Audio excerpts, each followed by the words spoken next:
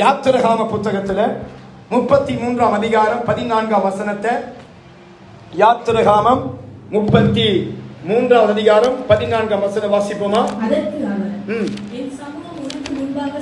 என் சமூகம் உனக்கு முன்பதாக செல்லும், நான் உனக்கு இளைப்பாறுதல் தருவேன் என்றார். அல்லேலூயா. நல்ல கவனிங்க, ஆண்டவர் கொடுத்த ஒரு அருமையான ஒரு வாக்குத்தத்தம் இங்க இருக்கிறது.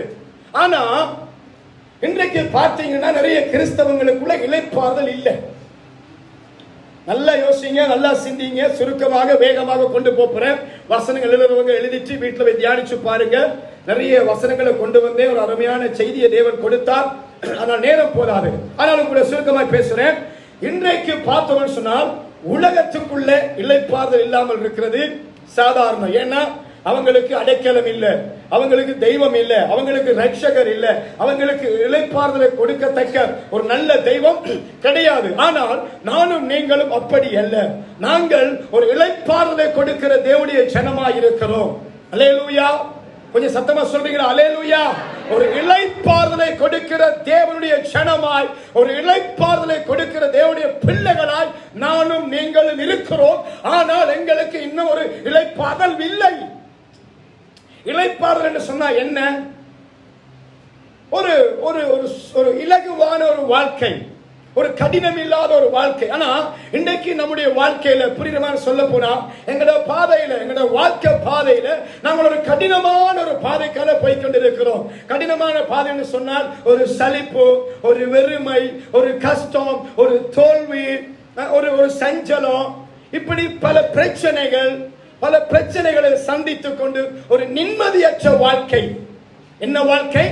நிம்மதியற்ற வாழ்க்கைக்குள்ளாக போய்கொண்டிருக்கிறோம். ஆனால் தேவன் சொல்லுறாரு, என் சமூகம் உனக்கு முன்பதாக செல்லும், நான் உனக்கு இளைப்பாறுதல் தருவேன் என்று சொல்லி இருக்கிறாரே. அப்போ ஏன் அப்போ ஆண்டவர் எங்களுக்கு இளைப்பாறுதல் தரவில்லையா? ஆண்டவர் இளைப்பாறுதல் தருவேன் என்று சொன்னவர் அவர் மாறாத தெய்வம். அல்லேலூயா. வாக்கு மாறாதவர், பொய்யுரையாதவர், மெய்யாகவே தம்முடைய சமூகத்தில் நிற்கிற ஜனங்களுக்கு ஆண்டவர் இளைப்பாறுதல் கொடுக்கிற தேவன் தான். தம்முடைய ஜனங்களுக்கு இளைப்பாறுதலை கொடுக்கிற தேவன். இன்னும் சொல்ல போனால் இந்த வாக்கு தத்தத்தை விசுவாசிக்கிறவங்க தேவனுடைய இளைப்பாறுதல் வேணும். ஆண்டவர் எனக்கு ஒரு இளைப்பாறுதலை, அதாவது ஒரு நிம்மதியான, ஒரு ஆசீர்வாதமான, ஒரு சமாதானமான, ஒரு அமைதலான ஒரு வாழ்க்கை எனக்கு வேண்டும் என்று கர்த்தருடைய இளைப்பாறுதலை வேண்டுகிறவர்களுக்கு இளைப்பாறுதலை கொடுக்க அவர் சர்வ வல்லமுள்ள தேவனாய் இருக்கிறார். அல்லேலூயா. எப்படிப்பட்ட மனிதனா இருக்கட்டும், எப்படிப்பட்ட பிரச்சனைகள், நெருக்கடிகள், சவால்கள், தோல்விகள், எதிர்ப்புகள், சத்துருக்கள் எப்படிப்பட்ட ஒரு வாழ்க்கையில் இருந்தாலும் அப்படிப்பட்ட மனிதனுக்கு இளைப்பாறுதலை கொடுக்கிற தெய்வம் தான் நானும் நீங்களும் ஆராதிக்கிற தெய்வம். அல்லேலூயா. அல்லேலூயா. ஆனால் நமக்கு ஏன் இளைப்பாறுதல் கிடைக்கும் என்று சொன்னால் ஆண்டவர் இளைப்பாறுதலை எப்படி பெற்றுக்கொள்ள வேண்டும் என்று சொல்லி இருக்கிறார். வேதத்திலே எப்படி நாங்கள் அந்த இளைப்பாறுதலை, அந்த நிம்மதியான வாழ்க்கையை கர்த்தரிடத்திலிருந்து பெற்றுக்கொள்ளலாம் என்று சொன்னால் இந்த வாக்குத்தத்தத்தின்படி நாங்கள் வாசிப்போம். யாத்திரகாமத்தில் நிறைய வசனம் இருக்கிறது, நான் அங்க பார்க்கவில்லை. ஆனால் ஒரு புதிய ஒரு நபரை உங்களுக்கு காட்டிக் கொடுக்க விரும்புகிறேன். என்ன சொன்னால் நான் நிறைய தடவை யாத்திரகாமத்தை குறித்து பேசி இருக்கிறேன், அநேகருக்கு தெரியும். ஆனால் இன்றைக்கு ஒரு புதிய இந்த வாக்குத்தத்தத்தை வைத்துக் கொண்டு இளைப்பாறுதல் இந்த ஒரு புதிய ஒரு நபரை அல்லது புதிய ஒரு தலைமுறை இந்த யாத்திரகாம பயணத்தில் இல்லாத ஒரு தலைமுறையை காட்டுகிறேன். வாசிக்கலாம். 2 நாளாகமத்தில் 14ஆம் அதிகாரத்தில் 7வது வசனத்தை நாம் திருப்பிக் கொள்வோம். 2 நாளாகமம் 14ஆம் வசனம், 14ஆம் அதிகாரம் 7ஆம் வசனம். மன்னிக்கலாம், வாசிங்கோ. இருக்கையில்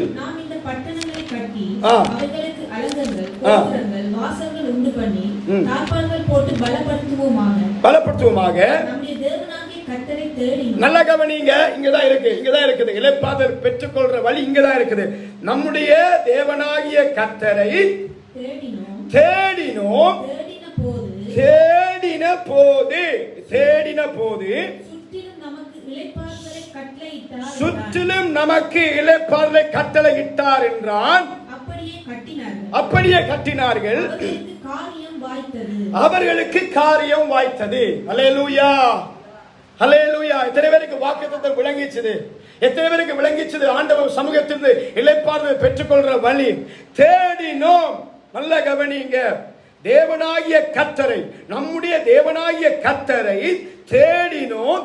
தேடின போது சுற்றிலும் நமக்கு இளைப்பாறுதல் கிடைத்தது. அல்லேலூயா. ஆண்டவரை தேடுகிற மனிதனுக்கு தான் ஆண்டவர் இளைப்பாறுதல் கொடுக்கிறவராய் இருக்கிறார். எங்களுக்கு இளைப்பாறுதல் வேண்டும் என்று சொன்னால், எங்க வாழ்க்கையில சமாதானம், இளைப்பாறுதல் சொன்னால் ஒரு சமாதானமான வாழ்க்கை, ஒரு ஆசீர்வாதமான வாழ்க்கை, ஒரு பாதுகாப்பான வாழ்க்கை, ஒரு நிம்மதியான வாழ்க்கை, ஒரு சுதந்திரமான வாழ்க்கை எங்களுக்கு வேணும். எங்களுக்கு இருக்கிற மன பயம், இன்னைக்கு கிறிஸ்தவர் என்று சொல்லுறோம், ஆனா இன்னும் பயத்தோட, பதற்றத்தோட, அவமானத்தோட, பெரிய பிரச்சனையோட, பயங்கரமான சிக்கலோட வாழ்ந்து கொண்டிருக்கிறோம். ஏன் எங்களுக்கு இன்னும் இளைப்பாறுதல் இல்லை? ஏன் எங்களுடைய வாழ்க்கையில இன்னொரு இளைப்பாறுதலை நாங்கள் சுதந்திரிக்க முடியவில்லை? காரணம், கர்த்தரை நான் தேட வேண்டும். அல்லேலூயா. கர்த்தரை நான் தேடும் பொழுது அவர் இளைப்பாறுதலை கொடுக்கிற தேவனாய் இருக்கிறார். எப்படிப்பட்ட சூழ்நிலையா இருக்கட்டுங்க, எப்படிப்பட்ட சவால்கள், எப்படிப்பட்ட எதிரிகள், எப்படிப்பட்ட பிரச்சனைகள் எங்கள் முன்பதாக வந்தாலும் நாங்கள் கர்த்தரை தேடும் பொழுது அவர் நமக்கு இளைப்பாறுதல் தருவார். ஆண்டவர் சொன்ன வார்த்தை ஒருபோதும் நம்மை வெட்கப்படுத்தாது. அவர் நமக்கு கொடுத்த வாக்குத்தத்தம் ஒருபோதும் நம்மை ஏமாற்றாது.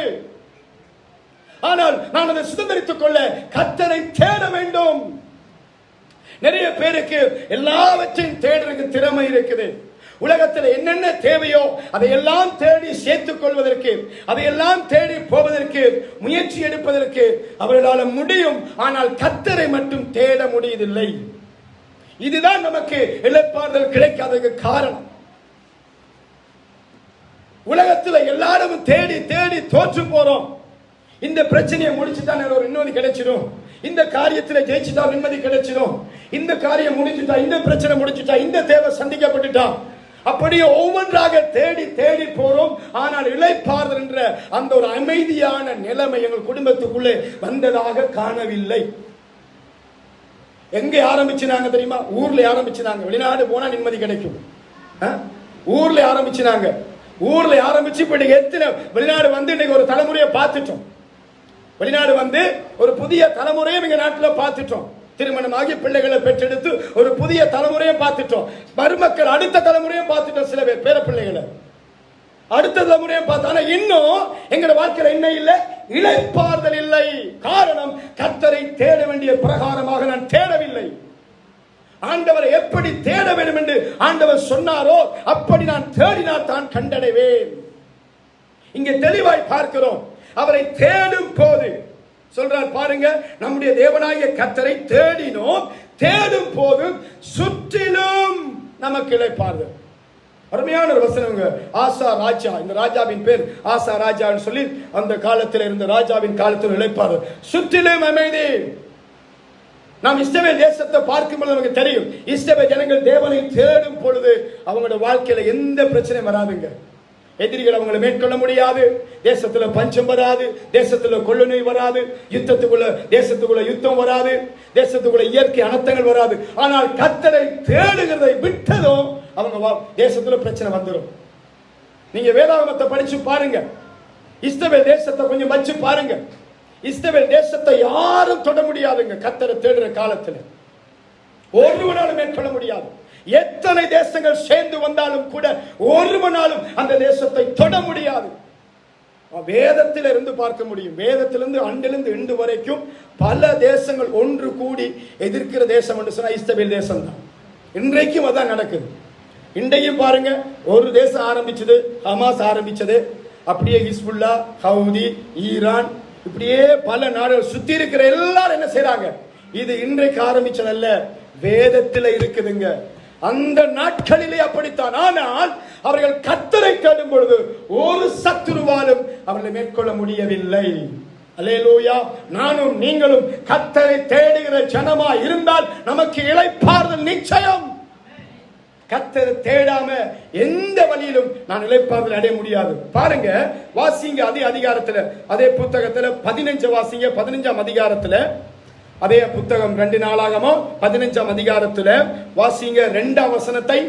அவன் வெளியே ஆசாவுக்கு அவனுக்கு எதிர்கொண்டு போய் அவனை நோக்கி, ஆசாவே, யூதா பென்ஜமின் கோத்திரங்களில் சகல மனுஷரே கேளுங்கள்,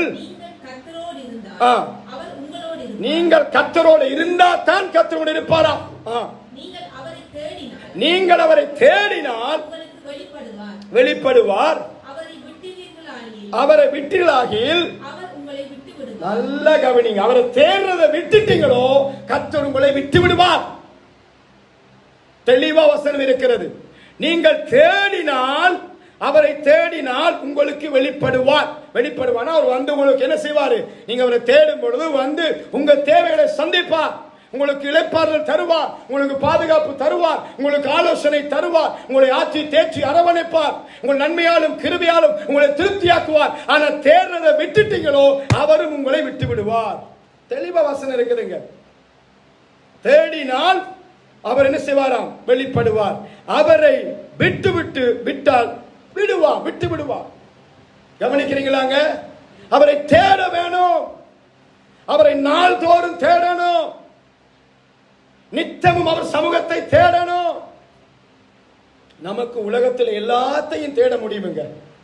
எத்தனை பேர் டெய்லி ஆண்டவர் சமூகத்தில் அவரை தேடி போய் ஜோமன நம்பிக்கை, ஆண்டவர் நீங்க தான் பாண்டு, என் சம்பாத்தியம் உங்க மேல தானப்பா, நீங்க தான் சம்பாதிக்கிற பலனை தந்திருக்கிறீங்க, நீங்க தான் வருமானம் தந்திருக்கிறீங்க, நீங்க தான் மனைவியை கொடுத்தீங்க, நீங்க தான் பிள்ளைகளை கொடுத்தீங்க, நீங்க தான் வீட்டை கொடுத்தீங்க, நீங்க தான் எனக்கு தந்தீங்கன்னு அவரை நாள்தோறும் தேடுறோமா? தேடினால் அதை சுதந்தரிப்போம், ஒரு இளைப்பாறுதலுக்குள் இருப்போம். தேடவில்லை என்றால் அவர் நம்மை விட்டு விடுவார். அவர் விட்டுட்டார் என்றால் நம்ம வாழ்க்கை அவ்வளவு நேரங்க. அது நான் சொல்ல தேவையில்லை. வாசிங்க, தொடர்ந்து அடுத்த வசனம் வாசிங்க, 4ஆம் வசனத்தை. 4 திரும்பி அவரை தேடின போது வெளிப்பட பாருங்க. இங்க இஸ்ரவேல் ஜனத்துடைய சுபாவம் இங்க காட்டி கொடுக்கப்படுது. என்ன சுபாவம்னா, தங்கள் நெருக்கத்திலே இஸ்ரவேலின் தேவனாகிய கர்த்தரிடத்தில் திரும்பி, அப்போ வேற பாதையில போயிட்டாங்க. கர்த்தரை தேடுறதை விட்டுட்டு வேற பாதையில போறாங்க. இன்னைக்கு பிரச்சனை, நெருக்கத்துக்கு காரணம் கர்த்தரை விட்டுட்டு நம்ம வேற பாதையில போய்கிட்டு இருக்கிறோம். நமக்குரிய பாதையில போய்கிட்டு இருக்கிறோம், நமக்கு பிடிச்ச பாதையில போய்கிட்டு இருக்கிறோம். நமக்கு எதெல்லாம் பிடிச்சமா இருக்கிறதோ, எந்த பாதை எங்களுக்கு அழகா தெரியுதோ, எந்த பாதை எங்களுக்கு சரியா தெரியுதோ, எந்த பாதை எங்களுக்கு கண்கு கவர்ச்சியா இருக்குதோ, எந்த பாதை எங்க சரீரம் நிச்சயிக்குதோ அந்த பாதையில போய்கிட்டு இருக்கிறோம். அதனாலதான் நெருக்கம், அதனாலதான் பிரச்சனை, அதனாலதான் இளைப்பாறுதல் இல்ல, களைச்சு போறோம். ஒவ்வொரு காரியத்திலும் ஒவ்வொரு நாள்தோறும் எங்களோட வாழ்க்கையை பாருங்க, இழைத்து கஷ்டப்பட்டு கடத்தி கொண்டிருக்கிறோம். ஒவ்வொரு நாட்கள் எப்படி கடத்தி கொண்டிருக்கிறோம்? பல கஷ்டத்தோட, பல பிரச்சனைகளோட, பல சவால்களோட, பல நெருக்கடிகளோட, பல காயத்தோட, இளைப்பாறுதல் இல்லாத ஒரு தூக்கம், இளைப்பாறுதல் இல்லாத ஒரு சாப்பாடு, இளைப்பாறுதல் இல்லாத ஒரு வாழ்க்கை வாழ்ந்து கொண்டிருக்கிறோம். காரணம், கர்த்தரை தேடுவதை விட்டுவிட்டோம். கர்த்தரை தேடினால் அவர் இளைப்பாறுதலை சுற்றிலும் இளைப்பாறுதல் தருவார். அல்லேலூயா, கவனிக்கிறீங்களாங்க? அல்லேலூயா. கர்த்தரை தேடும் பொழுது எங்களை சுற்றிலும் எங்களுக்கு இளைப்பாறுதல். தொடர்ந்து அதுல பாருங்க, நிறைய சம்பவம் இருக்குது. 12 வாசிங்க, அதே அதிகாரத்திலேயே வசனம் 12. முழு இருதயத்தோடு எப்படி தேடணும் பாருங்க, முழு இருதயத்தோடு, முழு ஆத்மாவோடு தேடுவோம் என்றும்,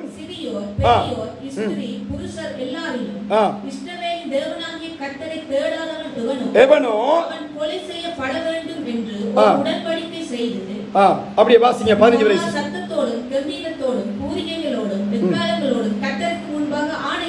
ஆணையிட்டார்கள். நல்ல கவனிங்க, என்ன சொல்றாங்க கொஞ்சம் பாருங்க சிஸ்டர். தேடாதவன் எவனோ அவன் கொலை செய்யப்பட வேண்டும் என்றான். அதுக்கு மக்கள் என்ன சொல்றாங்க பாருங்க, 15 வாசிங்க. இந்த ஆணைக்காக யூதா ஜனங்கள் யாவரும் சந்தோஷப்பட்டார்கள். என்ன பட்டாங்க அவங்க? அவங்க தான் பிரச்சனை விலைக்கு வாங்குறது. அவங்க தான் என்ன செய்வாங்க தெரியுமா? பிரச்சனை விலைக்கு வாங்க. நீங்க கணிச்சு பாருங்க, இஸ்ரவேல் ஜனங்கள் அப்படிதான் செய்வாங்க. வாக்கு இல்லன்னா நீங்க அடிச்சு கொன்றுவாங்க, தேட விட்டு கை விட்டுருவாங்க. சரி வாசிக்கலாம், அது ஒரு பக்கம் இருக்கட்டும். தங்கள் முழு இருதயத்தோடும் ஆணையிட்டு தங்கள் முழு மனதோடும் அவரை தேடினார்கள். கர்த்தர் அவருக்கு வெளிப்பாருங்க. அவர் தேடின பொழுது கர்த்தர் அவருக்கு வெளிப்பட்டு இல்லாதபடிக்கு அவர்களை இளைப்பாற பண்ணினார். அல்லேலூயா. பாருங்க, முழு இருதயத்தோட, முழு ஆத்மாவோட கர்த்தரை தேடும் பொழுது கர்த்தர் என்ன செய்தாராமங்க? சுற்றிலும் இருக்கிற சத்துருக்களை எல்லாம் அழித்து, இருக்கிற பிரச்சனைகள், வேதனைகள், துன்பங்கள், நெருக்கடிகள், மன உளைச்சல்கள், டிப்ரெஷன்கள் எல்லாம், பயம், பதட்டம் எல்லாவற்றையும் எடுத்துட்டு இளைப்பாறுதலை தேவன் கொடுக்கிறார். ஹல்லேலூயா! சத்தமா ஹல்லேலூயா! எத்தனை பேர் இளைப்பாறுதல் வேணும் விரும்புறீங்க? ஹல்லேலூயா! இளைப்பாறுதல் தேவையா? வாழ்க்கையில நிம்மதி தேவையா? வாழ்க்கையில சமாதானம் தேவையா? வாழ்க்கையில நன்மையும் கிருபையும் பெருகணுமா? வாழ்க்கையில பாதுகாப்பு தேவையா? கர்த்தரை முழு இருதயத்தோடு முழு ஆத்துமாவோடு தேடணும். தேடும் பொழுது என்ன செய்தார்? சுற்றுப்புறத்தால் யுத்தம் இல்லாதபடி அவர்களை இளைப்பாற பண்ணினார். நீங்க எல்லாரும் வாட்சி பாருங்க, தேவன் தான் செய்தார். இளைப்பாற பண்ணினார் என்று அவர் தான் செய்தார் அர்த்தம். இளைப்பாற பண்ணினார். இளைப்பாறுவதற்கு வேற வழி எங்க இல்லைங்க. நிறைய பேர் நம்ம தேடி அலைகிறோம். வீடு எடுத்துட்டா இளைப்பாறிலாம், நல்ல ஒரு வேலை கிடைச்சா இளைப்பாறிலாம், விசா கிடைச்சா இளைப்பாறிலாம், கல்யாணத்தை கட்டிட்டா இளைப்பாறிலாம், பிள்ளை குட்டி வளர்ந்துட்டா இளைப்பாறிலாம், கல்யாணத்தை கட்டி கொடுத்தா இளைப்பாறிலாம். ஒரு இளைப்பாறுதலும் இல்ல. சிந்திச்சு பாருங்க, எந்த பக்கத்தாலே நிம்மதி இல்ல. பேர பிள்ளைல பார்த்து இளைப்பாறிலாம். கடைசியில சொல்ற வார்த்தை நம்ம ஊர்க்காரங்க சொல்லுவாங்க. என்ன சொல்லுவாங்க? செத்துட்டமெண்டா என்ன இளைப்பாறுதல். அதான் உண்மை, அது உலகத்தானுக்கு. ஆனால் கர்த்தருடைய பிள்ளைகளுக்கோ இந்த பூமியில அவரை தேடும் பொழுது இளைப்பாறுதல் கிடைக்கும். அல்லேலூயா! அவரை தேடும் பொழுது அவர் சுற்றிலுமாக தம்முடைய அபிஷேகத்தினால் ஜனங்களை பாதுகாப்பார், இளைப்பாறுதலை கட்டளையிடுவார். இல்லை என்றால் விட்டு விடுவேன்றாருங்க. இங்க ஜனங்களா சொல்றாங்க, ஒரு நிபந்தனைக்கு வாராங்க. அவரை தேடாதவன் என்ன செய்வான்? தேடாதவன் அவன் கொலை செய்யப்பட கடவன், கொலை செய்யப்பட வேண்டும். இஸ்ரவேல் ஜனங்கள் அப்படித்தான், கொஞ்சம் உணர்ச்சி வசப்பட்ட ஆட்கள். கொஞ்சம் சந்தோஷத்துல வாக்கு விட்டுருவாங்க. நம்மளும் அப்படித்தான் சில நேரத்துல. அதான் மூத்த ஊழியக்காரர் சொல்லுவாங்க, சந்தோஷத்துல வாக்கு கொடுக்காத, கவலையில புலம்பாத. விளங்குதா? சந்தோஷத்துல என்ன செஞ்சு விடுவோம்? பாக்கி அள்ளி கொட்டி விடுவோம். அதுவே ஒரு சின்ன பிரச்சனை, வேதனை வந்த உடனே அவிசுவாசத்தை கொட்டி புலம்பி தட்டி திட்டி, ஆண்டவரை திட்டி, கணவனை திட்டி, மனைவியை திட்டி, பிள்ளைகளை திட்டி, சபையை திட்டி, ஊழியக்காரனை திட்டி, எல்லாரும் திட்டி போடுவோம். பிறகு பிரச்சனை நோமலாயின உடனே நாங்களும் நோமலாயிருக்கோம். அப்ப சோகத்திலையும் கவனமா இருக்கணும், சந்தோஷத்திலையும் கவனமா இருக்கணும். இஸ்ரவேல் ஜனங்கள் அப்படித்தான். சந்தோஷம் வந்துருச்சுதான், கர்த்தருக்காக நாம் உயிரே கொடுப்போம் என்றுவாங்க. கொஞ்சம் பிரச்சனை வந்த உடனே இவரெல்லாம் ஒரு கர்த்தரா, வனாந்திரத்தில் கொல்லவா கொண்டு வந்தார், எங்க பிள்ளைகளை அழிக்கவா கொண்டு வந்தார், எகிப்துல விட்டிருக்கலாமே எங்களை, அங்க நாங்க சந்தோஷமா தான் இருந்தாங்க. பொய்யும் சொல்லுவாங்க. என்ன செய்வாங்க? பொய்யும் சொல்லுவாங்க. ஏன்னா உண்மையா பொய் தானே அது. எகிப்துல அவங்க சந்தோஷமா இருந்தாங்க. எகிப்துல கூக்குரல் ஆண்டவர் கெட்டிச்சுதான். அவங்க கூக்குரட்டாங்களாம், எங்களை விடுவிக்க யாருமே இல்லையாண்டு, எங்களுக்கு ஒரு கடவுள் இல்லையா, எங்களை விடுவிக்க ஒரு தேவன் கூக்குரலிட்டார்கள். அந்த கூக்குரலை கேட்டுத்தான் ஆண்டவர் இறங்கி வந்தார் எகிப்துக்குள்ள. மோசையை சந்திச்சாரு, மோசையை அனுப்பினாரு. அதே ஜனங்கள் சொல்றாங்க, நாங்க எகிப்துல எப்படி இருந்தோம், எங்களை கொல்லவா கொண்டு வந்தார். அப்ப நல்லா கவனிக்கணும். உணர்ச்சி வசப்பட்ட அல்ல, சந்தோஷத்தில் அல்ல, சோகத்தில் அல்ல, வேதனை. எப்பொழுதும் நான் முழு இருதயத்தோடு கர்த்தரை தேட வேண்டும். எந்த சூழ்நிலையிலும் நான் கர்த்தரை தேட வேண்டும். எனக்குள் இருக்கிற ஆசீர்வாதம் நிலைச்சிருக்கணுமா? எனக்கு தேவ கொடுத்த குடும்பம், ஆசீர்வாதம், நன்மைகள் எப்பொழுதுமே பாதுகாப்பா நன்மையா நினைச்சு இருக்க வேண்டும் என்றால் கர்த்தரை முழு இருதயத்தோடு தேடணும். அவரை தேடினால் கண்டடைவீர்கள். இல்லை என்றால் அவர் விட்டுவிட வேண்டும். விதத்தை வாசிக்கிறோம். வாசிக்க இன்னொரு வசனத்தை அப்படியே ஆமோஸ் புத்தகத்தில், ஆமோஸ் 5:1 வாசிங்க.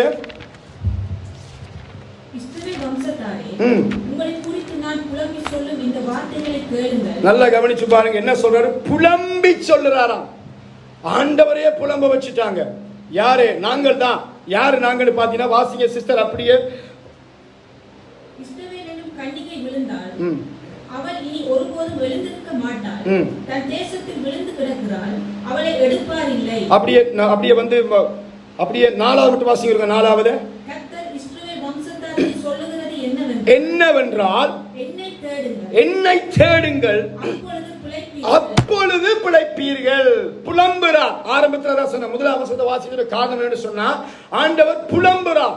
கர்த்தரை தேடாத ஜனங்களை பார்த்து ஆண்டவர் சொல்ற காரியம் என்னன்னு சொன்னால், கர்த்தர் புலம்புறார் உங்களை பார்த்து. இங்க யார் யாரெல்லாம் கர்த்தரை தேடாம இருக்கிறீங்களோ அவர் உங்களை பார்த்து புலம்புறார். என்னை தேடுங்கள், அப்பொழுது பிழைப்பீர்கள். அவரை தேடினால் தான் பிழைக்க முடியும். என் வருமானம் என்னை காப்பாத்தாது, என் வேலை என்னை காப்பாத்தாது, என் குடும்பம் என்னை காப்பாத்தாது. என்னை காப்பாற்று, ஒரு பாதுகாப்பு வேணும், என்னை காப்பாற்ற வேணும் சொன்னால் அவரை தேடணும். ஆண்டவர் புலம்புறாருங்க. கர்த்தரையே புலம்ப வைக்கிற காரியம் இந்த காரியம். தேவனால தெரிந்து கொள்ளப்பட்ட ஜனம், தேவனுடைய சபை கர்த்தரை தேடன்னு சொன்னா கர்த்தர் புலம்ப ஆரம்பிச்சிருவாருங்க. நாங்க கர்த்தரையே புலம்ப வச்சுட்டோம் பாருங்க. அவர் ரொம்ப புலம்ப மாட்டார். அவர் ஒரு அழகா பேசுவார். அவருடைய சும்மா வீண் பேச்சு பேச மாட்டார். மனுஷன மாதிரி எல்லாம் புலம்பிக்கிட்டு சில பேர் சொல்லுவாங்க, வந்தாங்க இட்லி சாப்பிட்டாரு, சட்னி சாப்பிட்டாரு, உட்கார்ந்து தலையை தலை ஒன்றுமே அப்படி செய்ய மாட்டாருங்க. சாதாரணமா ஒரு 10 பேரோட இருக்கிற ஒரு குடும்பத்துக்கே நேரம் இல்லை. பிள்ளைகள், மருமக்கள், பேர பிள்ளைகளை பார்க்கிற நமக்கே நேரம் இல்லை, கதைக்க நேரம் இல்லை. ஆனா இந்த உலகத்தையே விசாரித்துக் கொண்டு இந்த உலகத்தை ஆண்டு கொண்டிருக்கிறவருக்கு வேற வேலை இல்லாம வந்து உட்கார்ந்து பொழுத போக்காட்டுறவரா? ஆண்டோடைய வார்த்தை ஒவ்வொன்றும் பார்த்தீங்கன்னா முத்த காட்டிலும் வெளியேற பெற்றவை. அப்படிப்பட்ட தேவனே புலம்ப வச்சுட்டாங்க. யாரு? கர்த்தருடைய ஜனங்கள் கர்த்தரை தேடாவிட்டால். கவனிக்கிறீங்களாங்க? கர்த்தரை தேடவில்லை என்று சொன்னால் எங்களை பார்த்து, குடும்பத்தை பார்த்து, கர்த்தரை தேடாத சபையை பார்த்து ஆண்டவர் புலம்புறார். நீங்கள் என்னை தேடினால் பிழைப்பீர்கள். 9ஆம் மாசத்துல 1வது ஞாயிற்றுக்கிழமை பரிசுத்தோவினர் வந்திருக்கிற யாவரை பார்த்து சொல்றேன், கர்த்தரை தேடுங்கள், கர்த்தரை தேடுங்கள், உங்களுக்கு இளைப்பாறுதல். கர்த்தரை தேடுங்கள், நீங்கள் பிழைப்பீர்கள். கர்த்தரை தேடுங்கள், உங்கள் வாழ்க்கையில சமாதானம். போன நைட் பிரேயர்ல சொன்னதை சொல்றேன். வெள்ளம் வரக்கு முதல் அணைய கட்டுங்க, பழமொழி இருக்குது. அது மாதிரி துன்பம், வேதனை வீட்டுக்குள்ள வந்து சவால்கள், எதிர்ப்புகள் வரக்கு முன்பதாக கர்த்தரை தேடுங்கள். அவர் நம்மை பாதுகாப்பார். சத்துருக்கள் வராமல் பாதுகாப்பார். வீட்டுக்குள்ளே சத்துரு வந்து களைகளை விதைக்காதபடி பாதுகாப்பார். வீட்டுக்குள்ள இருக்கிற நிம்மதி, சந்தோஷம் கெட்டு போகாதபடி பாதுகாப்பார். இளைப்பாறு இல்லாதவருக்கு இளைப்பாறுதலை தருவார். அவரை தேடணும். நம்ம அவரை தேடுறதை மட்டும் விட்டுருவோம், ஆனா மிச்சம் எல்லாம் செய்வோம், மற்றெல்லாம் தேடுவோம். அவர் என்ன பண்றாரு, இவர் என்ன பண்றாரு, இந்த குடும்பம் உண்மையா தான் இருக்குதா, இந்த குடும்பம் சரியா தான் நடக்குதா, வந்தவங்க எல்லாம் தேட ஆரம்பிச்சிருவோம். நல்லா கவனி, எல்லாத்தையும் தேடுவோம். உங்களோட மூளை எல்லாத்தையும் தேடும், எல்லாரையும் தேடும். அவங்க என்ன பண்றாங்க, இவங்க என்ன பண்றாங்க, இந்த குடும்பம் என்ன பண்ணுது, இந்த குடும்பம் என்ன பண்ணுது, அவங்க என்ன பண்ணுது, பக்கத்து வீட்டுக்காரன், சொந்த வீட்டுக்காரன், ஊர்ல உள்ளவன் எல்லாரையும் தேடுவோம். அவன் வீடு வாங்கிட்டானா, எப்படி வாங்கினா, எங்க வாங்கினா, அதை தேடுவோம். அவன் வாங்கின வாங்கிட்டானா, அது எப்படி வாங்கினா, எந்த காசுல வாங்கினா, அவன் வெளிநாடு வந்துட்டானா, எங்க வந்தா, யார் எடுத்தா, எங்க எடுத்தா, எல்லாத்தையும் தேடுவோம். எல்லாத்தையும் தேடி கண்டுபிடிச்சிடுவோம். ஆனா கர்த்தரை தேடுறதை விட்டு விடுவோம். கவனிக்கிறீங்களாங்க? ஆனா கர்த்தரை தேடினா தான் இளைப்பாறுதல், கர்த்தரை தேடினா தான் பிழைப்போம். கர்த்தரை தேடாத ஜனங்களை பார்த்து ஆண்டவர் புலம்புறார், என்னை தேடுங்கள் என்று சொல்லி. அல்லேலூயா. வாசிங்க அப்படியே தொடர்ந்து. எத்தனை அவசரமா? 6 வாசிங்க சிஸ்டர். கர்த்தரை தேடுங்கள், அப்பொழுது பிழைப்பீர்கள். பிழைப்பீர்கள், இல்லாவிட்டால் இருக்கிற ஒருவராகிலும் அவிக்கப்படாத அக்கினி யோசேப்பின் வீட்டில் பற்றி அதை பட்சிக்கும். தேடாதவளை அழிச்சிடுவாராமுங்க. கர்த்தரை தேடாத தேவ ஜனங்கள் அழிந்து போவார்களாம். இதை குறித்து நீங்க வாசிக்கணும்னு சொன்னால் நீங்க 1 ராஜாக்கள் நேரம் இல்லை, இதுல பின்னணி இருக்கு. ஏன் அந்த பெத்தேல் என்ற வார்த்தை யூஸ் பண்றாரு? அது விக்கிர ஆராதனை. ஏன்னா பெத்தேல் அங்க ஒரு பெரிய சில வழிபாடை செஞ்சுட்டாங்க. அதனால நீங்க பின்னணிய தேவைன்னு சொன்னா வாசிச்சு பாருங்க. 1 ராஜாக்கள் 12ஆம் அதிகாரம் 27-30 வீட்டுல வாசிங்க. இந்த பெத்தேலில் இருக்கிற ஒருவராகிலும் அவிக்கப்படாத அக்கினியில் போடப்பட ஏன் சொல்லப்படுச்சுன்னா, அங்க ஒரு பெரிய விக்கிரக வழிபாடு வந்துருச்சு. கிட்டத்தட்ட உலகம். நம்ம என்ன பண்றோம்? கர்த்தரை தேடுறதை விட்டுட்டு உலகத்துக்குள்ள போயிட்டோம். உலக ஆசபாசங்களுக்கு, உலக சிற்றின்பங்களுக்கு, உலக வழிபாடுகளுக்கு, உலகத்து மேல் அன்பு, உலகத்து மேல் ஆசை, உலக இச்சைகளுக்குள்ள சிக்குண்டு கர்த்தரை தேடுகிறதை விட்டு விட்டோம். அப்படிப்பட்ட ஆட்களை தான் பார்த்து சொல்றாரு, சாவீர்கள் என்றார். கர்த்தரை தேடினா மட்டும்தான் பிழைக்க முடியும். கர்த்தரை தேடினா மட்டும்தான் இளைப்பாறுதல். அல்லேலூயா. எத்தனை வருதுங்க? நித்திரவாராக சொல்லுங்க. அல்லேலூயா. நாங்க ஆல்ரெடி பிழைச்சு தான் இருக்கிறப்பா. எல்லாரும் சொல்ற மாதிரி இருக்குது. நாங்க ஆல்ரெடி என்ன செய்யறோம், நாங்க எல்லாம் நல்லா தான் இருக்கிறோம், இது போய் நீ ரோட்ல தேவைண்டா யாருக்கும் புது ஆக்களை சொல்லுன்ற மாதிரி இருக்குது. கர்த்தருக்கு ஸ்தோத்திரம். காலம் பதில் சொல்லும். அல்லேலூயா. கர்த்தரை தேடினால் பிழைப்போம், இளைப்பாறுதல் அடைவோம். வாசிங்க. அதே மாதிரி எரேமியா புத்தகத்துல 29, 13, 14 முடிச்சிடுவோம். எரேமியா 29ஆம் அதிகாரம் 13, 14. உங்கள் முழு இருதயத்தோடும் என்னை தேடினானால் கண்டுபிடிப்பீர்கள். அவரை தேட சொல்றாருங்க. நல்லா கவனிச்சு பாருங்க. வாசிங்க சிஸ்டர். அப்படியே தொடர்ந்து. நான் உங்களுக்கு காணப்படுவேன் என்று கர்த்தர் சொல்லுகிறார். நான் உங்கள் சிறையிருப்பை திருப்பி நான் உங்களை துரத்திவிட்ட எல்லா ஜாதிகளிலும் எல்லா இடங்களிலும் இருந்து உங்களை சேர்த்து உங்களை விலக்கி இந்த ஸ்தலத்துக்கு உங்களை திரும்ப வர பண்ணுவேன் என்று கர்த்தர் சொல்லுகிறார். கர்த்தர் சொல்லுகிறார். அல்லேலூயா. ஆண்டவரை தேடாததனாலதான் பிரச்சனை. ஆண்டவரை தேடாததான் நிம்மதி இழந்துட்டோம். கர்த்தர் கொடுத்த ஆசீர்வாதத்தை, கர்த்தர் கொடுத்த சந்தோஷத்தை, கர்த்தர் கொடுத்த நன்மையை, கர்த்தர் கொடுத்த எல்லாவற்றையும் இழந்துட்டோம். மறுபடியும் சொல்றாரு. என்ன சொல்றாரு? நீங்கள் முழு இருதயத்தோடு என்னை தேடினால், என்ன முழு இருதயத்தோடு தேடினால் என்னை கண்டடைவீர்கள். நான் என்ன பண்ணுவேன்? வந்து உங்களுக்கு இளைப்பாறுதல் தருவேன். உங்கள் சிறையிருப்பிலிருந்து விடுதலை ஆக்குவேன். உங்கள் சத்துருக்களை திரட்டிடுவேன். உங்களை வேதனையிலிருந்து, உங்க துன்பத்திலிருந்து, உங்க வியாதியிலிருந்து, உங்க பிரச்சனையிலிருந்து, உங்க நெருக்கத்திலிருந்து எல்லாவற்றிலிருந்தும் நான் உங்களை விடுதலை ஆக்குவேன். முழு இருதயத்தோடு என்ன தேடுங்க. நம்ம தேடுறதுல முழு இருதயம் இல்லை. அங்கதான் பிரச்சனை. தேடுறோம், தேடிக்கிட்டு தான் இருக்கிறோம். கிழமையில 2 நாள் தேடுறோம், 6 நாள் அங்க வெளியில வேற தேடுறோம். என்ன செய்யறோம்? எங்கட தேடுதல் எப்படி இருக்கிறது? அனலுமின்றி குளிருமின்றி இருக்கிறது. ஆண்டவர் சொல்ற முழு இருதயத்தோட தேடுங்க. அல்லேலூயா. இளைப்பாறுதல் தேவையா? இளைப்பாறுதல் இல்லாத ஒரு வாழ்க்கை வாழ்ந்து கொண்டிருக்கிறோமா? ஒரு நெருக்கடியான ஒன்றுதான். முழு இருதயத்தோடு தேடுங்க.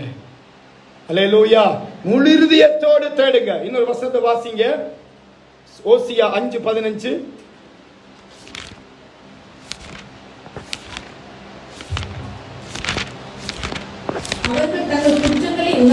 குற்றங்களை உணர்ந்து பாருங்க. எப்படி தேடணுமா? குற்றங்களை உணர்ந்து என் முகத்தை தேடு மட்டும் பாருங்க. இவ்வளவு ஒரு, அதாவது ஆண்டவரை ஒரு நாள் மாத்திராருங்க. நிறைய பேருக்கு ஒரு பெரிய ஒரு பொய்யான ஒரு போலி விசுவாசம், ஒரு போலி ஒரு காரியம் உண்டு. என்ன தெரியுமா? நான் அழுது கர்த்தரை மாத்துவேன். என்ன செஞ்சிருவேன்? அழுது கர்த்தரை மாத்திருவேன். ஒரு நாள் நீங்க அழுது மாற்ற முடியாது. அவரை மாற்ற தேவையில்லை. ஏன்னா அவர் ஆல்ரெடி இரக்கமானவர் தான், ஆல்ரெடி அவர் அன்புள்ளவர் தான், ஆல்ரெடி உதவி செய்த தயாள குணமுடையவர் தான். அவர் நீங்க ஒரு கெட்டவரை நல்லவரா மாத்திர மாதிரி. சில நேரம் யோசிப்பேன், ஒரு கெட்டவரை நல்லவரா மாத்திருப்ப. கணவன்மார மாத்திரைக்கு அழுகிறோம். சில பேர் என்ன செய்வாங்க? கணவன்மார மாத்திரைக்கு அழுவாங்க. அதே மாதிரி மனைவியை மாத்திரை கணவன்மார கிடந்து சாப்பிடாங்க கிடப்பாங்க. பல காரியங்களை பயன்படுத்துவோம். எனக்கு தெரியாது. கணவனை மனைவியை மாற்றுறதுக்கு என்ன பண்ணுவோம்? நிறைய விளையாட்டு காட்டுவோம். சாப்பிடா படுத்துருவாங்க சில பேர். மனைவி மாதிரி படுத்தவொடனே கணவன் சாரி என்ன பண்ற, சாப்பிடா படுக்கிறா, வேற வழி இல்லை. என்ன பண்ணுவோம்? சரி ஓகே இணைஞ்சு போவோம், கேட்டதை செஞ்சிருவோம், கேட்ட நெக்லஸ் வாங்கி கொடுப்போம், கேட்டது கூட்டு போவோம், கேட்டதை சம்மதிச்சிருவோம். ஆனா ஆண்டவரை நீங்க மாற்ற தேவையில்லை. அவர் அன்பானவர் தான், அவர் இரக்கம் உள்ளவர் தான், அவர் உதவி செய்த தயாள குணமுடையவர் தான், அவர் பெர்ஃபெக்ட் ஆனவர். அவரை மாற்ற தேவையில்லை. நான் தான் மாறணும். மாற வேண்டியது நான் மாறி கர்த்தரை சரியாய் தேடினால் எனக்கு இளைப்பாறுதல். நான் மாறி கர்த்தரை தேடினால் எனக்கு பாதுகாப்பு. நான் மாறி முழு இருதயத்தோடு முழு ஆத்மாவோடு கர்த்தரிடத்தில் போனால், அவர் சமூகத்தை தேடினால் எனக்கு ஆசீர்வாதம். நம்ம வாழ்க்கை மாறிடுச்சு. ஏதோ ஒரு கூடாத ஒரு கடவுளை நல்லவரா மாத்துறதுக்காக வேண்டி அல்லது புலம்பி பூவாசம் எடுத்து என்னமோ எல்லாம் பண்ணுவாங்க. அதெல்லாம் நான் தேவையில்லை என்று சொல்லவில்லை. ஆனால் கர்த்தரை சரியாய் புரிந்து கொள்ளுங்கள். அவர் நல்லவர். மாற வேண்டியது நான். அவர் மாற்ற தேவையில்லை. அவர் மாற மாட்டார். அவர் நேற்றும் இன்றும் என்று மாறாதவர். ஏதாவது ஒன்று கிடைச்ச உடனே டக்குன்னு கர்த்தரை மாத்தின மாதிரி கதைப்போம். நம்ம எல்லாரும் ஒரு மாதிரி மாத்திட்டேங்க அவரை. அவரை விட பெரிய ஆளாயிருவோம் நாங்க எல்லாரும். அவரை நான் மாத்திட்டேன் தெரியுமா? விடிய விடிய ஜாம் பண்ண கர்த்தர் மாறிட்டாரு. ஒரு நாளும் இல்லை. யாருமே கர்த்தரை மாத்த இல்லை. அவர் இரக்கம், அவர் அன்பு, அவர் மனதிருக்கம் எப்பவுமே இருக்குமுங்க. அதான் சொல்ற ஆண்டவர் இங்க ஓசியா புத்தகத்துல வாசிக்கிறோம். ஆமோஸ் தான் வாசிச்சோம் கடைசியா. ஓசியா மறுபடியும் வாசிக்க வசனத்தில் இருக்கா? குற்றங்களை உணர்ந்து என் முகத்தை தேடு மட்டும் திரும்பி போயிடுவேன். பாருங்க, ஆண்டவர் வந்த ஆண்டவர் நம்ம கிட்ட வந்த ஆண்டவர். நல்லா புரிஞ்சு கொள்ளுங்க இந்த வசனத்தை. நிறைய பேர் புரிஞ்சு கொள்ளணும். நாங்க நினைக்கிறோம் ஓகே ஞானஸ்நானம் எடுத்துட்டா சரி கிறிஸ்தவங்கள் ஆயிட்டோம், ஏதோ ஞாயிற்றுக்கிழமை சர்ச்சுக்கு போனா கிறிஸ்தவங்கள் ஆயிட்டோம், ஆசீர்வாதம் வந்துடும். ஏதோ சபையில உட்கார்ந்து 3 பாட்டு பாடும்போது நானும் பாடி நானும் அந்த மெசேஜை கேட்டுட்டு போயிட்டா எனக்கு ஆசீர்வாதம் வந்துடும். எங்க வரல, சர்ச்சுக்கு போய் முண்டும் காணல, ஒரு நாளும் இல்ல. ஆண்டவர் தெளிவா சொல்ற, அவரை தேடல் என்று சொன்னா அவர் என்ன பண்ணுவாராம்? திரும்பி போயிடுவென்றாரு. அங்க சொல்றாரு விட்டுருவென்றாரு, இங்க சொல்றாரு திரும்பி போயிடுவென்றாரு, அங்க சொல்றாரு அழிச்சிருவென்றாரு. நல்லா கவனிச்சு பாருங்க. தேடாத மனுஷன் வாழ்க்கையில ஆண்டவர் செய்கிற காரியத்தை, ஆண்டவரை தேடாத மனுஷனத்தை ஆண்டவர் விட்டுட்டு போயிடுவாரா? ஆண்டவரை தேடாத மனுஷன் ஆண்டவர் அழிச்சிருவாரா? ஆண்டவரை தேடாத மனுஷனை விட்டுட்டு ஆண்டவர் என்ன செஞ்சிருவாரு? அவர் ஸ்தானத்துக்கு போயிடுவாராம். ஆனால் தேடுகிறவனுக்கோ இளைப்பாறுதல். அல்லேலூயா, சத்தமா சொல்லுங்க அல்லேலூயா, அல்லேலூயா. தேடுறவன் பிழைப்பான், தேடுறவன் இளைப்பாறுவான், தேடுறவனுக்கு பாதுகாப்பு, தேடுறவனுக்கு ஆசீர்வாதம். கர்த்தரை தேடுங்கள், கர்த்தரை தேடுங்கள். இந்த முதலாம் மாசம், அதாவது இந்த மாசத்தின் முதல் ஞாயிற்றுல வந்திருக்கிறோம். கர்த்தரை தேடுங்கள், அனுதினமும் கர்த்தரை தேடுங்கள், அனுதினமும் கர்த்தரை தேடுங்கள். இல்லைன்னா விட்டுட்டு போயிடுவார் ஆண்டவர். கவனமா இருக்கணும். அனுதினமும் கர்த்தரை தேடுங்கள். தேடினால் என்ன செய்வார் ஆண்டவர்? குற்றங்களை உணர்ந்து முகத்தை தேடுங்கள். அப்பொழுது நிறைய வசனம் கொண்டு வந்தால் பார்க்க நேரம் இல்லை. கர்த்தருக்கு ஸ்தோத்திரம். எல்லாரும் செலுத்திருக்கலாமா? ஆண்டவரை தேடுற சனமாய் நம்ம ஒப்பு கொடுப்போம். எல்லாரும் அப்படி வேத புத்தகத்தை வைத்து விட்டு ஆண்டவர் சமூகத்தை நோக்கி அவரை தேடும்படியாக ஒப்பு கொடுக்கலாம். இதுவரைக்கும் நீங்க தேடினது போதாது, இதுவரைக்கும் தேடுவதில்லை. இனி நீங்க தேட போறது வித்தியாசமா இருக்க போது. முழு இதயத்தோடு கர்த்தரை தேட போறீங்க. எல்லாரும் அப்படி ஒப்பு கொடுங்க. ஒரு விஷயம் எல்லாம் அப்படி எழுந்து நின்று கண்களை மூடி எல்லாரும் ஒப்பு கொடுங்க. ஒருவர் கூட ஒப்பு கொடுக்காம இருக்காதீங்க. நான் ஒன்றுமே ஏதோ கலப்படமான உபதேசத்தை தரவில்லை உங்களுக்கு. ஏதோ ஒரு கதையை சொல்லிட்டு நான் போகவில்லை. வேதத்திலிருந்து ஆதாரத்தோடு பேசியிருக்கு. கர்த்தரை தேடாவிட்டால் கர்த்தரை விட்டுவிடு என்றாரு. கர்த்தரை தேடாவிட்டால் சாவீர் என்றாரு. கர்த்தரை தேடாவிட்டால் அவர் திரும்பி அவர் ஸ்தானத்துக்கு போயிரு என்றாரு. ஆனால் அதுவே தேடும் பொழுது இளைப்பாறுதல் தருவேன், தேடும் பொழுது உங்களை பாதுகாப்பேன், தேடும் பொழுது உங்களை ஆசீர்வதிப்பேன் தேவன் சொல்லிக் கொண்டிருக்கிறார். எல்லாரும் கண்களை மூடி அப்படி ஒப்பு கொடுக்கலாமா? இந்த 9ஆம் மாசம் இந்த முதல் ஞாயிற்றுக்கிழமை ஒரு பெரிய பொருத்தனை எடுங்க, ஒரு தீர்மானத்தை எடுங்க. எல்லாரும் ஒரு தீர்மானத்தை எடுங்க, எல்லாரும் ஒரு தீர்மானத்தை எடுங்க. அப்படியே கண்ணை மூடி வாங்க, பிள்ளைங்க அழுவுங்க. எல்லாரும் எழுதின தீர்மானத்தை எடுங்க. நான் ஆண்டவரை தேடுவேன், நான் ஆண்டவரை தேடுவேன், அவரை கண்டடையும் வரைக்கும் தேடுவேன், அவரை கண்டடையும் வரைக்கும் நான் தேடுவேன், அவருக்கு இளைப்பாறுதல் தரும் வரைக்கும் நான் தேடுவேன், அவரின் எல்லைக்குள்ள ஒரு பாதுகாப்பை தரும் வரை நான் தேடுவேன். ஒப்பு கொடுங்க, ஒப்பு கொடுங்க. ஆண்டவரை தேடினால் உங்க எல்லையில பாதுகாப்பு, ஆண்டவரை தேடினால் உங்களுக்கு இளைப்பாறுதல், ஆண்டவரை தேடினால் உங்களுக்கு சமாதானம், ஆண்டவர் ஒரு இளைப்பாறுதலை தந்து உங்களை நிம்மதியாய் சாப்பிட வைப்பார், உங்களை நிம்மதியாய் உறங்க வைப்பார். அப்படி அன்பான தேவனுங்க நம்முடைய தேவன். எஸ், ஆண்டவர் உங்களை இளைப்பாற விரும்புகிறார். நீங்கள் இளைப்பாறுதலை விரும்புகிறார்கள். அவர் புலம்புகிறார், என்னை தேடினால் பிழைப்பீர்கள், என்னை தேடினால் உங்களுக்கு இளைப்பாறு, என்னை தேடுங்கள், என்னை தேடுங்கள், கண்டடைவீர்கள். உண்மையாய் தேடுகிற மனுஷன் பாக்கியவான். ஜீசஸ், ஆண்டவரே நம்முடைய தேடுவோம், நாங்கள் தோறுமே தேடுவோம். ஆண்டவரே இளைப்பாற தருகிறவரே உம்மை தேடுவோம். ஒப்புக்கொண்டு ஜெபம் பண்ணுங்க. எஸ், ஆண்டவரை தேடுங்க. சபையில் ஆராதனை இருக்குது, கூட்டங்கள் இருக்குது, தனிப்பட்ட ஜெபம், குடும்ப ஜெபம், வீட்டு கூட்டம். தேட ஆரம்பிங்க. உலகத்தை நம்பி அலைஞ்சது போதுங்க. அலைஞ்சி அலைஞ்சி கலைச்சு போயிட்டீங்க. அநேகர் இழைச்சு போயிட்டீங்க. அநேகர் சுயத்தை நம்பி இழைத்து போயிட்டீங்க. வேலையை நம்பி இழைத்து போட்டீங்க. முயற்சி எடுத்து கலைத்து போயிட்டீங்க. இழைப்பாக இல்லாமல் தவிக்கிறீங்க. ஒன்றே ஒரு வழிதான் இருக்குது, கர்த்தரை தேடுங்க. ஆமாண்டவரே, உம்மை தேடு ஒப்பு கொடுக்கிறப்பா. உம்மைக்கு தேடுவோம் முழு இதயத்தோடு. சொல்லுங்க, முழு இதயத்தோடு உம்மை தேடுவோம் ஆண்டவரே. வலது கை உயர்த்தி சொல்லுங்க, முழு இதயத்தோடு உம்மை தேடுவோம் ஆண்டவரே. முழு இதயத்தோடு உம்மை தேடு ஒப்பு கொடுக்கிறப்பா. முழு ஆத்மாவோடு உம்மை தேடு ஒப்பு கொடுக்கிறோம் ஆண்டவரே.